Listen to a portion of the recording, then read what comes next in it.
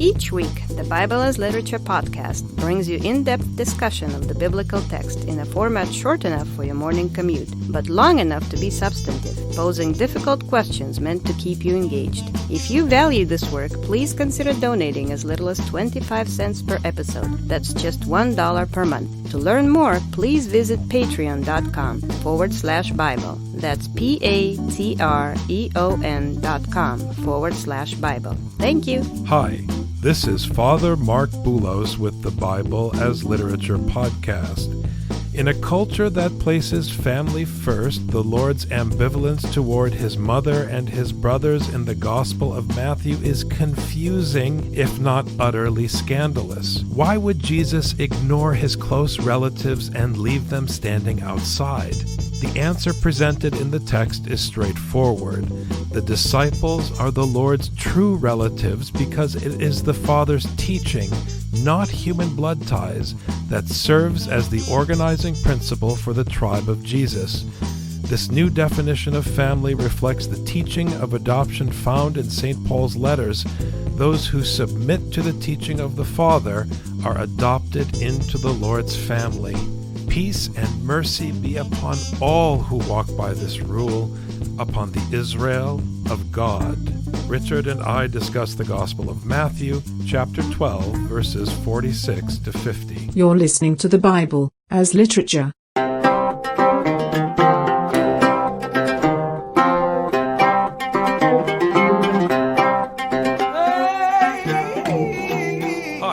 This is Father Marc Boulos. And this is Dr. Richard Benton. And you are listening to episode 299 of the Bible as Literature podcast.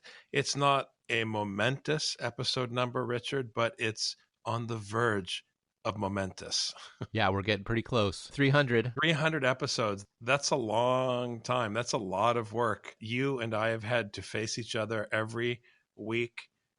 For how many years? However many it takes to do 300 episodes. It's been several years. It's going on 6 years. So congratulations for surviving this journey. And it's not without fanfare because our colleague, Father Aaron, and his parishioner, Jason, have recently released a new podcast on the Ephesus School Network. We shared their first episode with our listeners, but I want to encourage you once again to subscribe to Teach Me Thy Statutes. Just go to ephesusschool.org and you'll see the latest episode of Teach Me Thy Statutes is always available on our landing page. Keep an eye on that space because we plan to add more podcasts in the coming months. I'm excited to see more podcasts and to hear more voices looking at the scripture and really delving in deeply to the text. Our goal is to fill every day of the week with scripture so that people who appreciate and value this work will also appreciate the work of others. Obviously, our teacher, Father Paul, has greatly enriched and broadened the Bible as Literature podcast. I think his presence on Tuesday mornings has enhanced our work on Thursdays. And now we're expanding outward with the intent of creating a portfolio of quality programming that is committed to education and believes in the intelligence of our listener audience. That's really important to us. So we'll keep going, and we want to encourage all of you to support Father Aaron and Jason in their work and help spread the word and subscribe. So today we're going to continue with our discussion of the Gospel of Matthew. We are now on verse 46 in chapter 12. We've come to the end of chapter 12, Richard, and it's an important section because it zeroes in on a central teaching of the New Testament, and that is this idea that what creates community is not bloodline or affiliation or belief, philosophical or theological. What creates family, what creates tribe, what creates community is the teaching of the Father. This idea of the teaching of the Father and bringing people together is pushing this idea we've seen all throughout chapter 12, which is being able to understand the teaching of Jesus as the most important, not the wonderful signs, not figuring out why he's doing the wonderful signs, but actually listening to the word. I mean, this whole long discussion we've had all throughout chapter 12, the dispute between Jesus and the scribes and the Pharisees about doing the will of God, about doing the teaching, about hearing and translating the hearing into action, about receiving the Spirit through the word, having that implanted in the mind, that is the heart, and then performing it, acting it, allowing that Spirit to animate us as the proof that the word has been implanted as a seed in our mind, in our hearts, and is bearing fruit.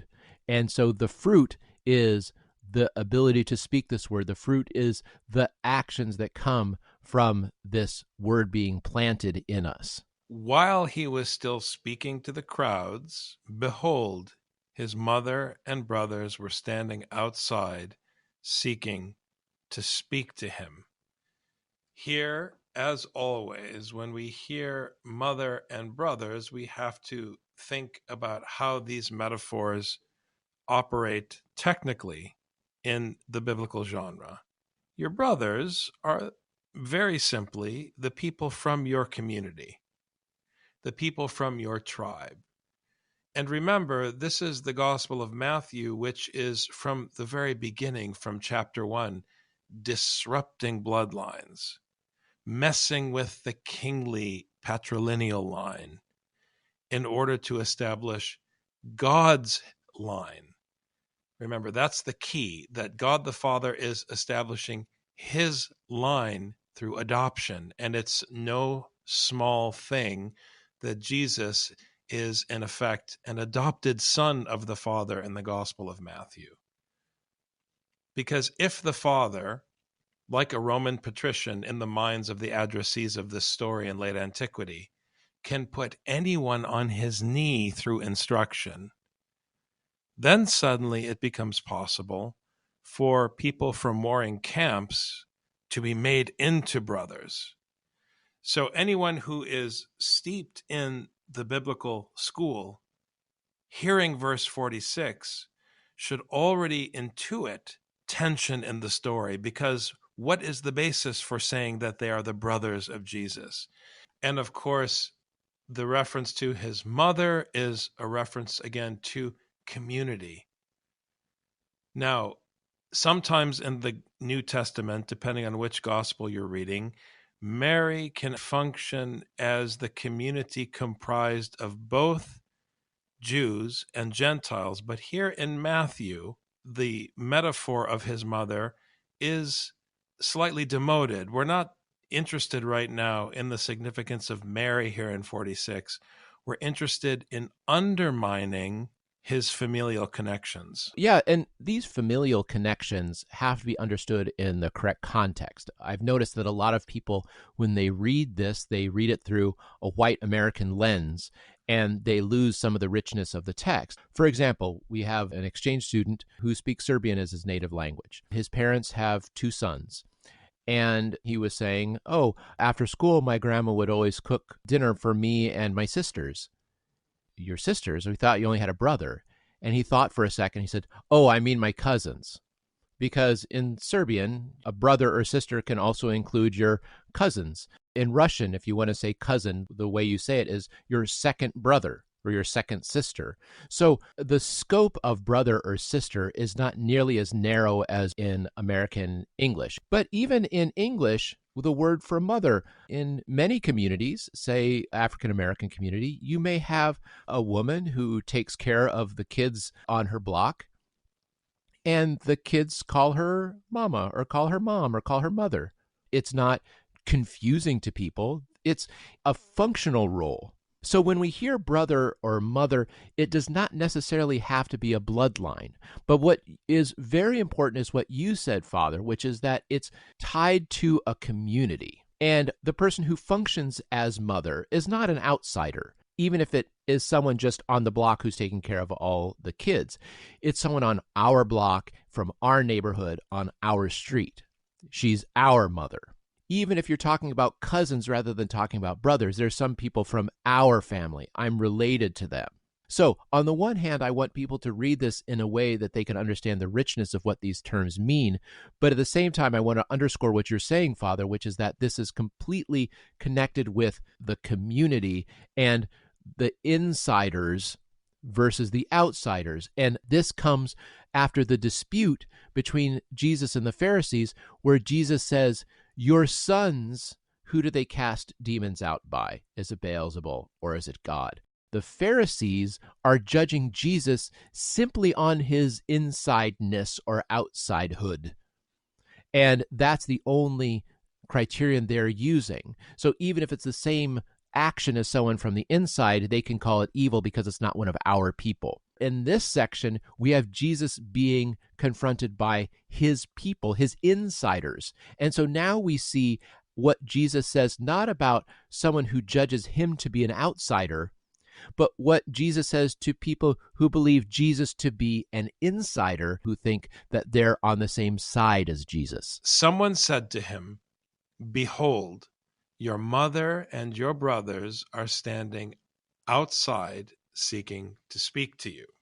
Now, verse 47 in chapter 12 is not found in early manuscripts of the Gospel of Matthew, but that's okay, Rich, because it continues the theme of verse 46 as a kind of filler transition to 48. So the one question to ask when reading this section would be, if we were to take verse 47 out, does it change the meaning of the passage? Sometimes when you're missing a verse, there's two ways to explain it. One is you could say a later copyist thought that there was something missing and something needed to be filled. Or it could be that when a copyist was copying a manuscript, they accidentally dropped it out and they skipped. In either case, what 47 does is it emphasizes this point. They're standing outside. They want to talk to him. Then people say, Jesus, there's people outside wanting to talk to you. And this happens when you get these overeager students who say to the teacher, but they want to talk to you. And the teacher knew all along that they wanted to talk. They just are doing something else, or they purposely are not talking to him or whatever. Somebody has to keep confronting Jesus with this fact until Jesus is forced to respond in some way. It's a little bit annoying. He knows they're outside. Now someone is reminding him they're outside, and now Jesus is put into a position where he actually has to say something. And it's this word tis in Greek, ipendetis afto. Someone said to him. And that someone, the word tis in Greek, is being thrown under the bus here. So in some ways, it's a significant addition. Are we continuing the critique of who in the Gospel of Matthew? Of the disciples? Of the Pharisees? Is it ambiguous? The fact that it's not specific raises questions for me in any case. But Jesus answered the one who was telling him and said, who is my mother and who are my brothers? So the difference, just to recap, is that instead of just the addressee hearing that Jesus was aware, someone made Jesus aware, and then he reacted and said, look, you tell me who my family really is. And of course, now he's speaking as the teacher, and the question is not a sincere question, it's a test. Because by now in the Gospel of Matthew, everyone engaged in the story, whether they are characters in the story or addressees of the story, everyone is accountable to understand the way in which Matthew is disrupting bloodlines, disrupting tribe, disrupting imperial loyalty in the Roman society. Everything is being transferred to the father of Jesus, who establishes his line through his instruction. His seed, his line, literally comes out of the word that he speaks and that Jesus now confronts his students with. This idea of keeping the family together and disrupting the lines is a major part of this entire chapter. I mean, I want to refresh everybody's memory. Just in verse 25, Jesus said, every kingdom divided against itself is brought to desolation. Every city or house divided against itself shall not stand. Jesus can't just say, well, okay, we're related by blood, therefore we're the same house, because that's not the foundation of his house. The foundation of his house is not his. His house is the house of his Father.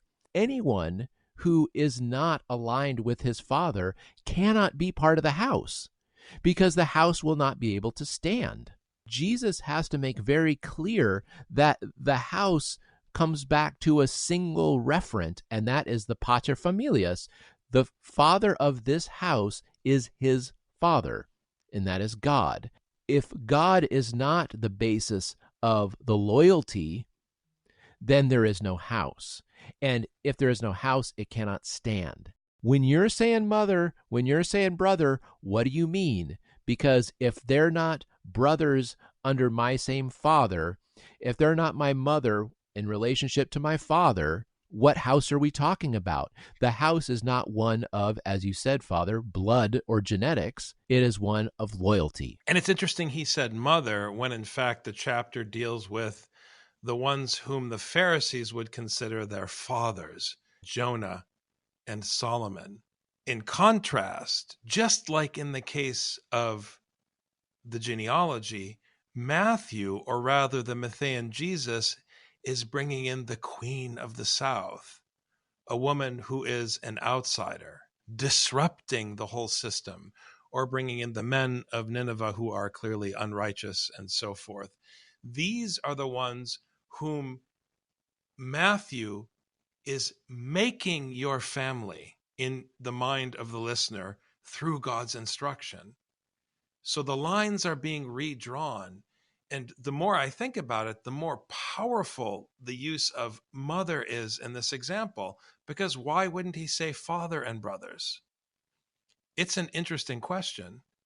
And stretching out his hand toward his disciples, he said, "Behold, my mother and my brothers." To me, the use of mother connects us directly to the disrupting mechanism of the genealogy, which seeks to undermine patrilineal lineage in Matthew. Right. The father is the one who establishes the household. He is establishing who his house is. And all the metaphors we had about the house earlier on in this chapter come to a head here at the end of the chapter, where he's talking about the Pharisees and their sons. Who do your sons cast out demons by?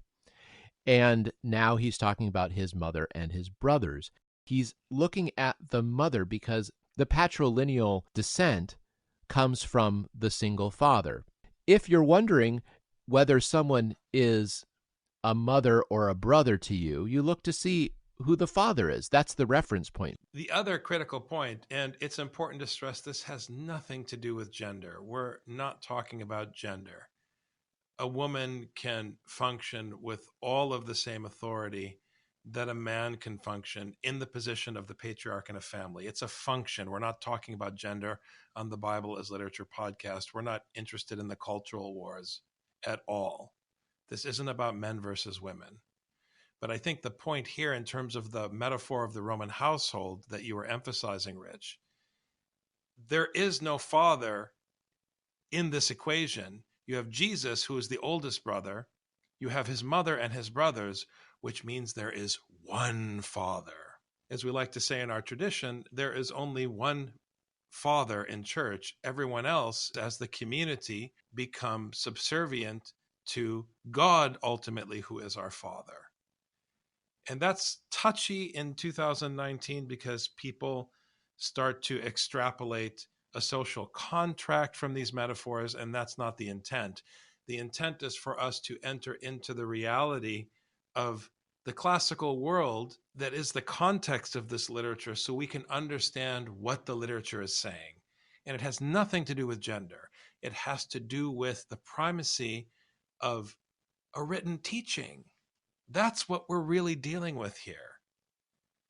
And if you do want to talk about the current social context, you have to look at the turmoil in our society and our trajectory towards civil strife, and how all of it could be mitigated if we still had some shame and still had a memory of how to collectively bow our heads to the Lord. But we can't appeal to the Lord for help. It feels very much like the Book of the 12, Richard, where the people turn to the Lord and he can't help them. It's a prophetic mechanism because In practice, we have turned our backs on biblical wisdom to such a degree that we can't appeal to it in the hearts of the middle of the country. It's a serious problem. So there is a connection, Rich, to the social contract, but it has nothing to do with the culture wars over gender and sexuality. I get so tired of all that noise. It's a distraction. The culture wars absolutely are a distraction. That's why we spend so little time talking about it on the Bible's Literature podcast. One of the problems is that we moved away from the functional fatherhood of neighborhoods and communities to a scientific genetic fatherhood of someone I've never met before who somehow is related to my family by genes, by a sexual act. That's the way that I'm related to them, is because so-and-so had sex with so-and-so and then I came about, as opposed to someone who functionally raises us and holds us together as a house. And I think that's one of the things that's most important. The thing that makes a father in the Bible is not their ability to engender a child. What makes a father is that they're able to hold together a household and run a household. And that becomes so difficult today because people leave home without any thought, not understanding the function that their father brings. And then once they become fathers, they don't understand that simply engendering a child is not what makes them a father. It's bringing a household together. Fathers have a duty to teach their children that they owe loyalty to their brothers and sisters and their mother because of him. His job is not to bash everybody over the head. His job is to make sure that everyone is living harmoniously together, that there isn't a multiplicity of wills within the household, because a multiplicity of wills in the household is going to bring the house down. That's what Jesus was trying to say in previous verses. The father has a duty to impose a single will, not in order to crush everyone. It's so that everyone can live at peace with one another, as opposed to argument and strife. The CEO is the father of the company. And when I say father, I'm talking about it not as a gendered person. I'm talking about the father as a function. Whether it's a man or a woman at the head of a company, the CEO directs the company in the way it should go and makes sure that there's a single will within the company, that everybody knows what the mission and function of the company is. Because if there is strife within the company, then that CEO has a duty to put that person outside of the company so that they don't disrupt the rest of the household. I mean, this is how a father functions, is they impose a will so that people can have peace and harmony, not so he can expand his ego. I'm talking about a father who cares for his family or her family, whoever's performing that role, but somebody in the family is imposing a will so everyone can live in freedom, everyone can live at peace, and everyone can serve one another so that the house can stand, as Jesus says. Here in Matthew specifically, the function of the father is being co-opted to establish priority. So whereas in a human household, it's about establishing order, like what's for dinner, more importantly in Matthew, it's about making sure that people behave correctly relative to the gospel. And in this sense, as the elder brother and the teacher, Jesus is the implement of the will of the Father. He is the tool that the Father wields to make sure that people hear this instruction and know what the correct behavior is. And that's why it's important that he calls his students, his disciples, his mother and brothers. For whoever does the will of my Father who is in heaven, he is my brother and sister and mother. So he adds the word sister in verse 50, which signals a kind of completeness, that we are including essentially everyone in the whole world as family if they submit to the instruction. And in my ears, Richard, it harkens back to the end of Galatians, when those who walk according to the rule of God's instruction are the Israel of God. So it's a broader tent, it's a broader vision for the mission of the Bible and who can be numbered as one of God's people. Ultimately, the trajectory of the Bible from the very beginning, this is not a New Testament concept. The trajectory of the Bible was to include all of the nations. That is the high aspiration of this teaching. And all that's expected for participation in this community of brother and sister and mother under the fatherhood of the God of Abraham. All that's expected is that you accept this rule to love your neighbor and to obey your father. And suddenly you become part of this fellowship.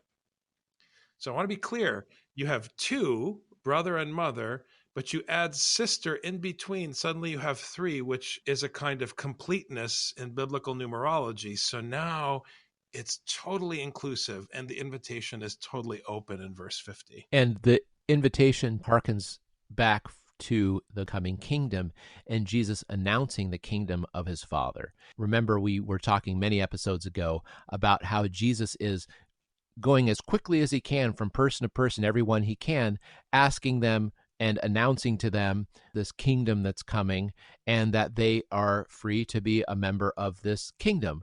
But it requires obedience to the king of this kingdom. Here we take the language of family, and you have the father who's the head of this household.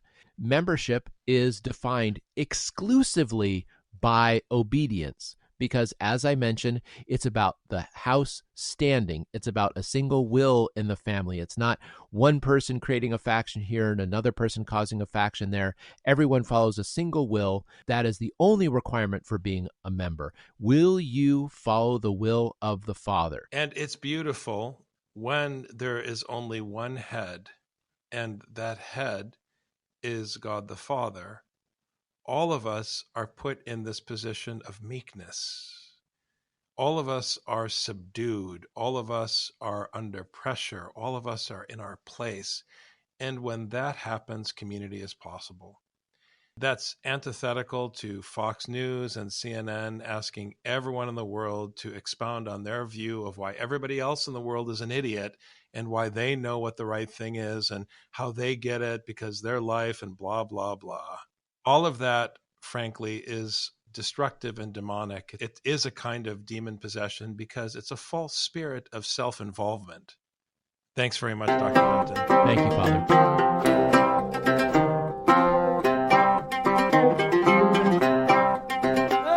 You've just heard the Bible as literature. Thanks for listening. The Bible as Literature is a production of the Ephesus School Network.